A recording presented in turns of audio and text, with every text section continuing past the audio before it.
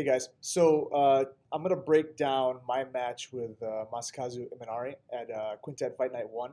Um, this was a really awesome match that I really enjoyed. I had trained with Imanari while I was in Japan a few times, and he's a super nice guy, very inviting. He allowed me to come train with him and his training partners prior to this event and after. And obviously a legend in the sport. Unfortunately for him, heel hooks were not legal. Which is one of his favorite techniques. But it was a submission only event, and he is strong in other positions. At some point, he did break my foot while we were training, but I was pretty confident in this match. I was a little bit bigger, probably like 10 pounds heavier than him in this match, and I'm younger. I felt pretty good. I'm pretty confident here, and I like this matchup against him. Now, we're pretty much here. I got a nice arm drag to a takedown here, but there's no points, so it really doesn't score anything. I don't think he worried about it too much. But here I go. He kind of turns to his belly, gets turtled out, working towards the back, and that damn mustache got in my way there. Had to peel some of it out of my mouth. That's one thing, guys. Don't let your hair get too long where it's going to get in the way, and don't worry about your facial hair being in your mouth. All right, that cost me that back position there, and I'll never forgive myself, even though I still have the mustache. So here we are in this top side control position. Now he's working this strong butterfly grip around my thigh. Now, what you guys may not know about Imanari is he is a freak in how strong he is. He is so damn strong, and it's really hard to peel grips away from him.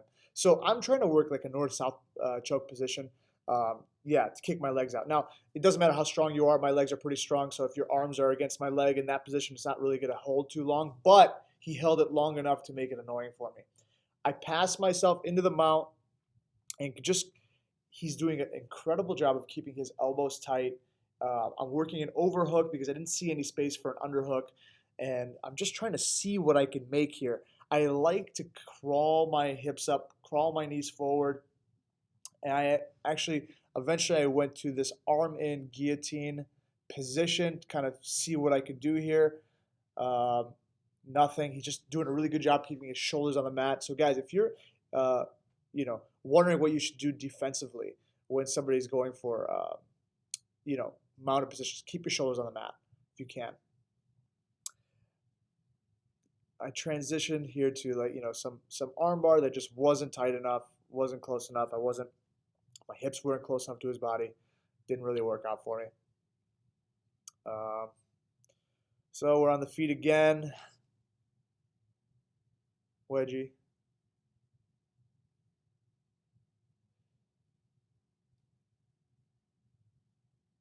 Yeah. So I don't know how good Imanari's takedowns are, but I decided to take advantage of that. Those positions here. He's working rubber guard. He's so strong that I remember this hurting my shoulder a bunch, just stretching me in a position that I really didn't want to be in. So I kick out, but I immediately come back in, put the pressure, pass the guard. Now, I do remember feeling this during the match. He wasn't fighting these guard passes so much. He wasn't not fighting them, but he wasn't like, this isn't an IBGF event where that's 3 points and that could win the match for you. So I think he was a little less concerned. I know that he wanted to kick his legs up and eventually go for like ashi position and then attempt to break my foot. He's really strong in those ankle lock positions, daily Hiva ankle lock style, or just normal ankle lock, belly down ankle lock. And so I definitely didn't want him on my foot. He had already destroyed my foot in training once, not all in good training. And I just I knew I can't let him get there. It would be big issues. So here, he's doing that almost that butterfly grip again. I get to arm triangle position, and I wish I'd been training more with Toth at the time, because he would have shown me how to finish this better. And I was just not doing a very good job of keeping his elbow into, or keeping his arm across his neck. And at the time, I do, like this time and before, whenever I would do an arm triangle, I'd actually choke myself somehow. I don't know what I was doing so incorrectly, but I'd always choke myself, so I'd very rarely go for them. Now I kind of know how to avoid that and how to put more pressure on people. But at the time, I was like, I'm holding this, putting this position on. I'm at the top and I'm choking myself, and it was just very weird. At this point, I'm just trying to figure out what I should do. This was he was kind of a puzzle because he was so strong and he was so tight. I really couldn't get a bite on anything outside of just passing the guard. Like, look here, he doesn't really care. He just, okay, I'll go to my knees, and he was so confident that he could defend my attacks that he was just allowing me to attack. He couldn't get any offense on at all, but he would just allow me to get these attacks in. This he started to properly defend. At this point, I could feel him tense up and really work towards defending this. My hooks are kind of low. Eventually, I believe I get a body triangle in. Yeah. Yes. So again, like you always look back. This match was 2 years ago or so, and I just if I known then what I know now about finishing from the back, stuff that I'd learned from going to New York and training at Henzo's and learning from John Donaher, I think I would have been able to finish this position rather than lose the back, which I eventually will from here.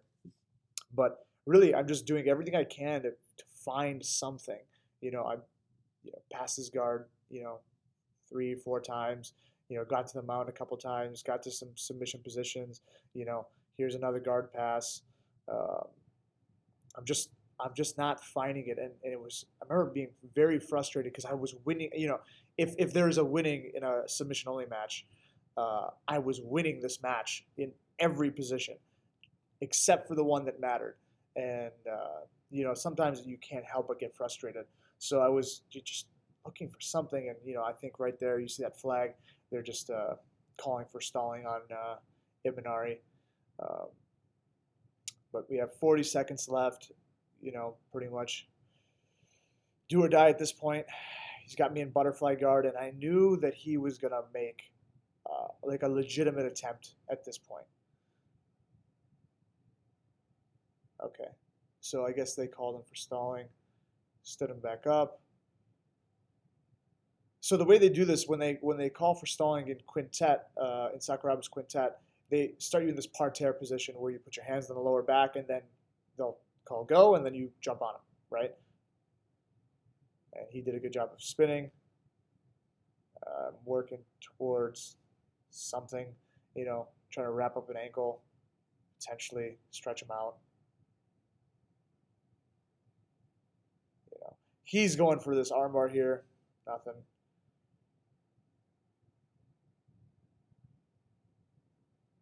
Working these stack passes. And then time runs out. So those of you who are not aware, there's no winner here. We both were disqualified for having no submission. So there's no winner in this match, but there's a lot that you could see, that you could take from it. Sometimes more attacks is not always better. In this case, that was what I took from it. Sometimes you just have to kind of like really just zero in on one or two things that you really need to do. And if I would have just continued to work from the back and just continued to try to not get frustrated, try to jump off into an armbar or something, but really just suffocate him with pressure and hand fighting, eventually maybe I would have been able to get under the neck. But again, this is my favorite event. Quintet fight night, Quintet period is my favorite rule set, my favorite event ever. I've competed in 2 Quintet fight nights, and then a couple of other Quintet events, Zapatero and Parabellum in the past, and I just absolutely love them. So I hope people keep doing these because there's a whole aspect of it. Maybe I'll do a breakdown of an entire team match and what I see in those things. But there's a lot of strategy going on there. But I hope you guys enjoyed watching this match as well. I'm going to continue to do more breakdowns. So anything you guys want to see, anything you guys want me to specifically focus on, even if it's just smaller clips and not full matches, please let me know. You can DM me or make comments on the YouTube page or on.